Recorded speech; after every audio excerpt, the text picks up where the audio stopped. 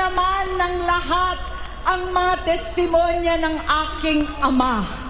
May isang nakakaiyak at talaga namang nakakapagpagtamdamin na sulat ng dating yumaong Ferdinand Marcos Sr. para kay Pangulong Bongbong Marcos Jr. ngayon na tila alam na niya ang mga pagsubok na kakaharapin ng kanyang anak. At kaya nga naman napapansin ko na kaya pala matatag ang ating Pangulo ngayon ay dahil sa mensahe sa huling sulat ng kanyang ama sa huling birthday ng kanyang anak bago ito tuluyang namahinga. Halika, atin itong tignan mga kaibigan. Ating panoorin ang videong ito. To Bongbong My Only Son, dated October 15, 1988. This book may be my last legacy to the Filipino people. I wanted you and me and Irene to be among the first to read it, for while other Filipinos may waver as to what they would be willing to pay for our country's freedom, we belong to a breed that has never counted the price we must pay for freedom. You are true soldier, and our credo has always been battled for country's freedom to the death. But more than death, price of even fortune or life most valuable to a man, honor itself. As I write on your last birthday, go with pride and embrace your destiny. God always go with you. Your father, Ferdinand. Isang nakakantig na mensahe kaibigan. Ang panukala ng dating yumaong Ferdinand Marcos Sr. sa kanyang anak na noon pa man ay ginagawa ng sentro ng pamilyang Marcos ang ating Panginoong Diyos upang maging matagumpay ang kanilang mga liderato. Katulad na lamang ni Ferdinand Marcos Sr. noon sa kanyang unang panunumpa bilang Pangulo noong Disyembre 30, 1965. Malinaw na binigyang diin ni Ferdinand Marcos Sr. ang papel ng ating Panginoong Diyos sa kanyang pamumuno. Ikapa niya, sa bisa ng inyong mandato at sa biyaya ng makapangyarihang Diyos, ako'y naririto ngayon. Pinanindigan niya ang pananampalataya ay haligi ng kaayusan at pag-unlad ng bansa. Sa kanyang mga talumpati at mensahe, palagi niyang hinihikayat ang sambayanan na magkaisa at kumapit sa moral na paninindigan. Isang paninindigang nakaugat sa pananampalataya. Para sa kanya, ang bawat pagsubok ng bansa ay maaring lagpasan kung may takot sa Diyos at disiplina sa sarili. At makalipas ang ilang dekada, patuloy na isinasabuhay ni Ferdinand Bongbong Marcos Jr. ang paniniwalang mahalaga ang panalangin sa pamumuno. Sa kanyang talumpati sa 49th Philippine National Prayer Breakfast noong Nobyembre 2024, binigyang diin niya ang pamumuno na walang pananampalataya ay parang barkong walang kumpas, makakarating sa laut pero mawawala sa direksyon. Isinambit din niya na ang kanyang personal na panalangin, nagpapasalamat ako sa Diyos sa mga biyayang natanggap na natin at patuloy akong nananalangin na pagkalooban niya ako ng karunungan, malasakit at pagmamahal sa bayan. Ayon kay Pangulong Marcos Jr., sa harap ng mga kalamidad, hamon ng panahon at pagsubok sa pamahalaan, ang sama-samang panalangin ang pinamakapangyarihang sandata ng isang bansa. Kaya nga naman, sa gitna ng mga pagsubok na kinakaharapan ng ating gobyerno ngayon, ito ang panawagan ng Pangulo kaibigan sa bawat mamamayang Pilipino. Sa maraming panayam at talumpati, bukas ang puso ni Pangulong Marcos Jr.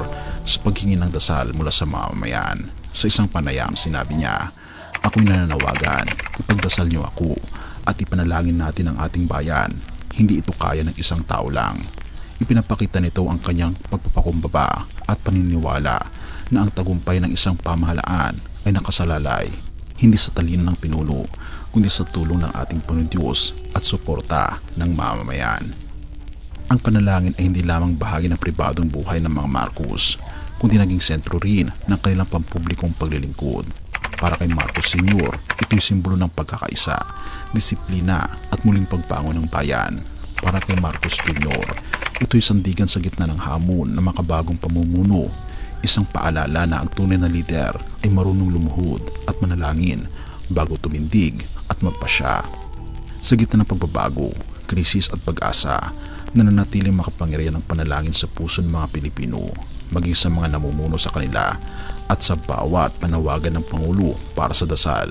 Sumisilip ang isang simpleng katotohanan. Kaibigan, ang panalangin ay hindi kahinaan ng lider, kundi lakas ng isang bayan. Purihin ang ating Panginoong Diyos. 1:15 verse 5. Ako ang puno ng ubas at kayo ang mga sanga. Ang nananatili sa akin at ako sa kanya ay siyang namumunga ng sagana. Sapagkat hiwalay sa akin ay wala kayong magagawa. Ang liham ni Ferdinand Marcos Sr. kay Bongbong Marcos ay napapayag ng kabigatan ng pamumuno, ng responsibilidad bilang anak at ng hangarin na may sakatuparan ang adikain ng pamilya para sa bayan. Subalit sa gitna ng lahat ng ito, isang katotohanan ang dapat maging sentro ng anumang liderato. Ang ating Panginoon Kristo ang tunay na pundasyon ng makabuluhang pamumuno. Sa 1:15 verse 5, malinaw ang mensahe ng ating Panginoon Jesus. Hiwalay sa akin ay wala kayong magagawa. Ito'y paalala sa lahat, maging ikaw man ay ama o nagpapayo o anak, na umaako ng bagong responsibilidad na ang tunay na lakas, karunungan at tagumpay ay nagmumula lamang sa pananatili natin sa ating Panginoon Kristo. Sa panahon ng pagdidesisyon, sa oras ng pangunguna sa bayan at maging sa mga pribadong sandali ng kahinaan, ang pagiging konektado sa ating Panginoon Jesus ang magbibigay sa atin ng tamang direksyon at makadiyos na layunin. Hindi sapat ang karunungan ng tao, ang gabay ng ating Panginoon Kristo ang nagbibigay ng liwanag sa dilim. Purihin ang ating Panginoon Diyos at tayo manalangin. Ama naming Diyos na makapangyarihan sa lahat, tulungan niyo po kaming manatili sa iyo sa lahat ng oras. Sa aming pamumuno, maliit man o malaki, naway ikaw ang aming maging sentro. Punuin niyo po ang aming puso ng karunungan, pag-ibig at malasakit para sa kapwa. Inyo pong gabayan ang aming Pangulo at ang lahat ng mga leaders ng aming bansa. Gawin din ang bawat mamamayang Pilipino. Sa bawat desisyon, turuan niyo po kaming magpakumbaba at sumandig sa iyong kalooban. Sa iyo lang kami tunay na nagkakaroon at magkakaroon ng tunay na tagumpay.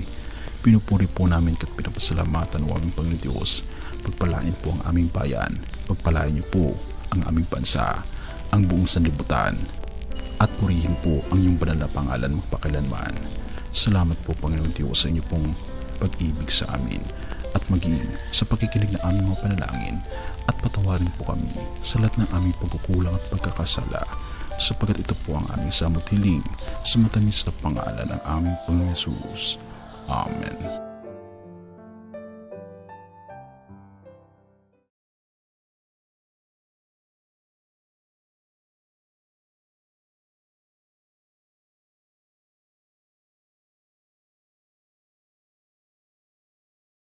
Siyang aking patnubay, siyang aking gabay, siya ang